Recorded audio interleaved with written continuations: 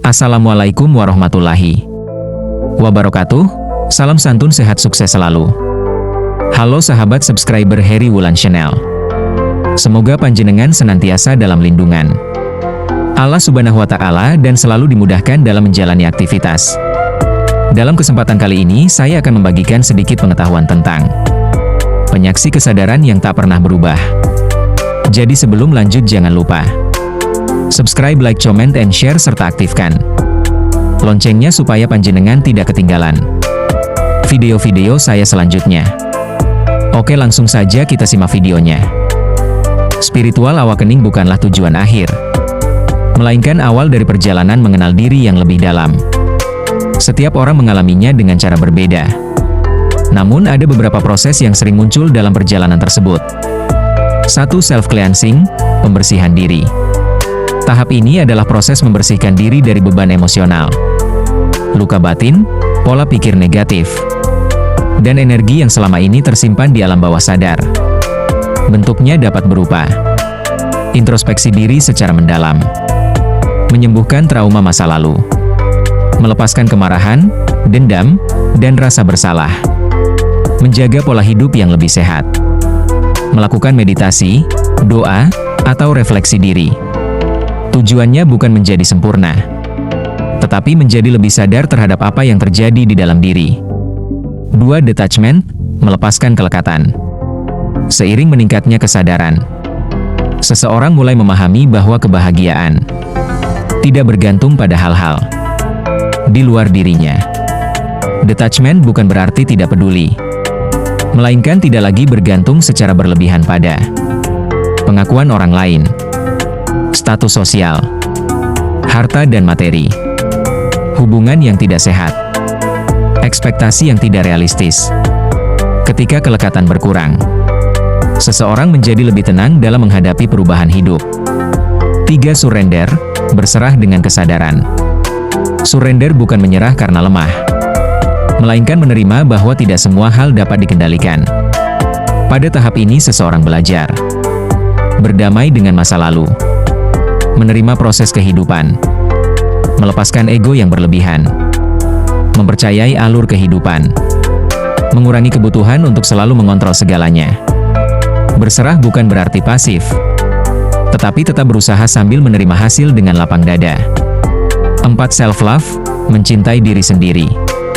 Salah satu tanda pertumbuhan spiritual adalah mulai memperlakukan diri sendiri dengan kasih sayang. Self-love meliputi menghargai diri sendiri, menetapkan batasan yang sehat, merawat kesehatan fisik dan mental, menghentikan kebiasaan menyalahkan diri, mengembangkan potensi diri. Ketika seseorang mencintai dirinya dengan sehat, ia juga lebih mampu mencintai orang lain tanpa kehilangan dirinya sendiri. 5. Self-learning, belajar mengenal diri. Perjalanan spiritual pada akhirnya adalah perjalanan mengenal diri yang sesungguhnya. Proses ini dapat dilakukan melalui meditasi dan kontemplasi, membaca dan belajar tentang kesadaran, mengamati pola emosi dan pikiran, mengenali nilai serta tujuan hidup, mengembangkan kebijaksanaan batin. Semakin seseorang mengenal dirinya, semakin ia memahami alasan dibalik berbagai pengalaman hidup yang dialaminya. 6. Grounding, membumi. Banyak orang yang terbang tinggi dalam pemikiran spiritual, tetapi lupa tetap terhubung dengan kehidupan nyata. Grounding membantu seseorang untuk tetap hadir pada saat ini, terhubung dengan alam, menjaga keseimbangan emosi, tidak terjebak dalam ilusi spiritual. Kesadaran yang sejati bukan menjauh dari kehidupan, melainkan hadir sepenuhnya di dalam kehidupan.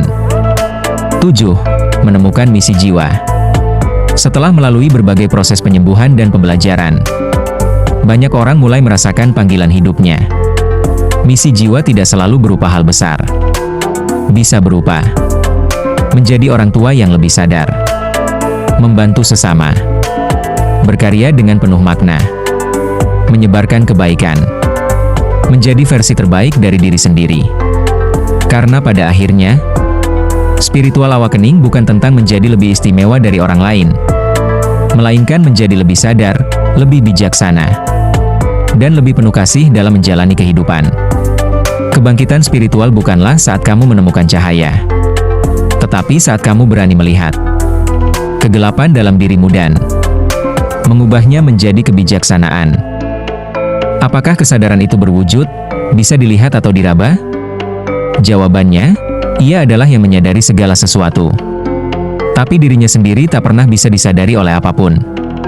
Ia adalah ruang tanpa batas, tempat segala wujud, segala bentuk, segala kejadian lahir, hidup, dan kembali lenyap.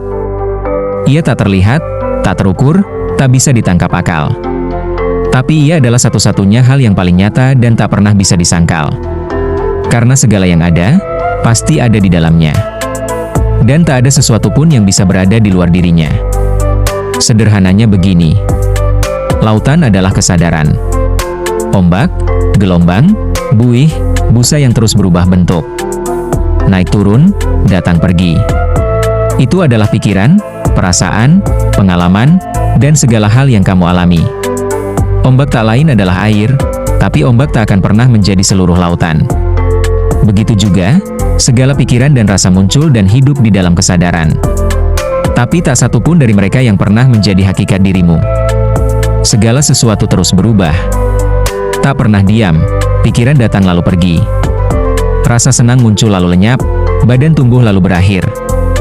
Dunia berjalan terus berganti masa. Tapi yang menyaksikan dan yang mengetahui semuanya itu tak pernah lahir, tak pernah mati. Tak pernah bertambah, tak pernah berkurang. Tak pernah terganggu, dan tak pernah ikut berubah. Ia diam, tenang, selamanya sama-sama seperti langit yang tak pernah ikut menjadi awan.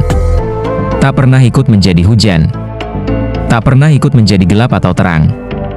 Meski segala hal itu terus bergerak dan berubah di dalamnya. Sama seperti udara masuk ke paru-paru. Air masuk ke dalam wadah, lalu keluar lagi ke tempat asalnya. Kalau wadah itu pecah dan hancur, air tak ikut hancur, ia hanya kembali ke asalnya. Tetap utuh dan tak rusak sedikit pun. Begitu pula saat badan ini habis waktunya. Saat pikiran dan ingatan tak lagi bekerja. Kesadaran tak ikut mati, tak ikut lenyap, tak ikut musnah. Ia hanya melepaskan wadah dan wujud itu. Kembali ke keabadian asalnya, tetap ada, tetap hidup. Tetap menjadi saksi abadi selamanya. Begini kuncinya yang paling dalam. Cahaya ada untuk menerangi segala benda dan tempat. Tapi cahaya sendiri tak butuh diterangi. Mata ada untuk melihat segala sesuatu, tapi mata tak bisa melihat dirinya sendiri. Begitu pula kesadaran, ia menyadari dan mengetahui segala hal. Tapi dirinya sendiri tak perlu disadari dan diketahui oleh siapa-siapa. Karena ia adalah dasar, sumber, dan hakikat dari segala yang ada. Segala wujud masuk dan keluar di dalamnya. Segala rasa datang dan pergi di dalamnya. Segala pikiran lahir dan mati di dalamnya. Tapi ia sendiri tak pernah tersentuh, tak pernah ternoda, tak pernah berubah.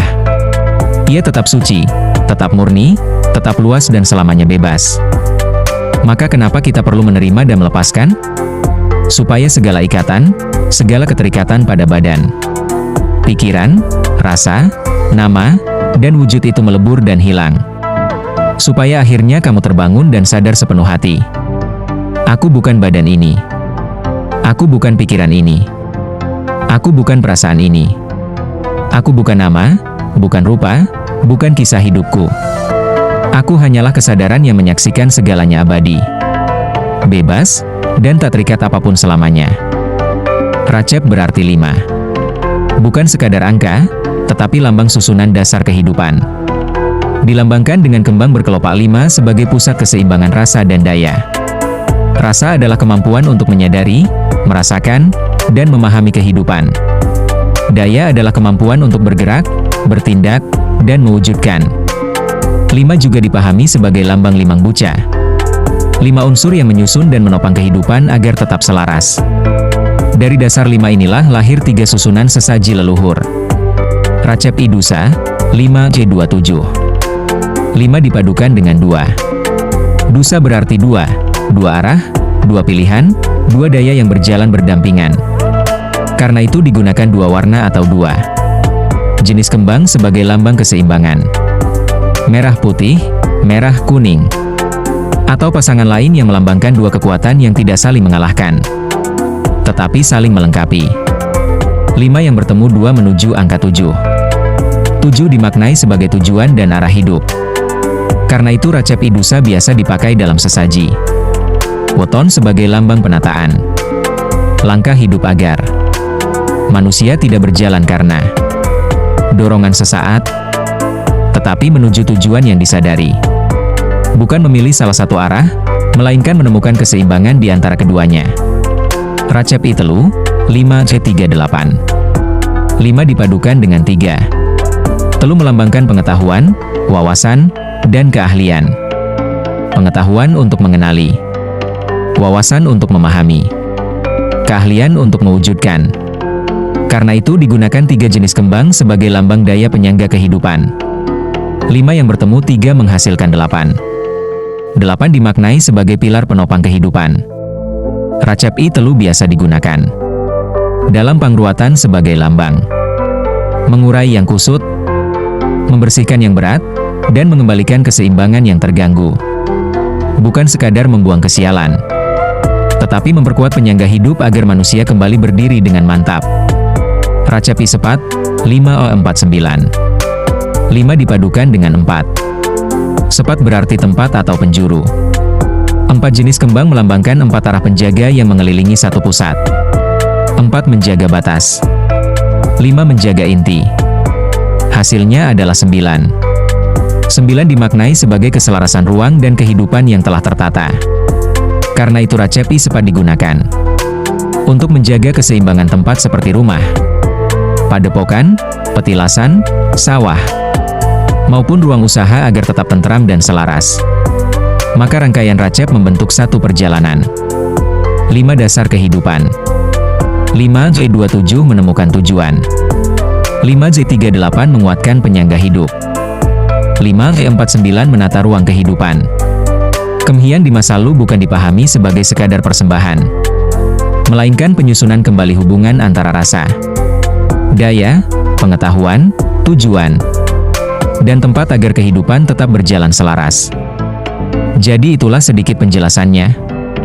Semoga bermanfaat dan terima kasih banyak yang sudah nonton. Jangan lupa subscribe, like, comment, and share serta aktifkan loncengnya supaya panjenengan tidak ketinggalan video-video saya selanjutnya. Saya akhiri video saya, nantikan video saya selanjutnya, saya akhiri. Assalamualaikum warahmatullahi wabarakatuh. Rahayu. Rahayu. Rahayu.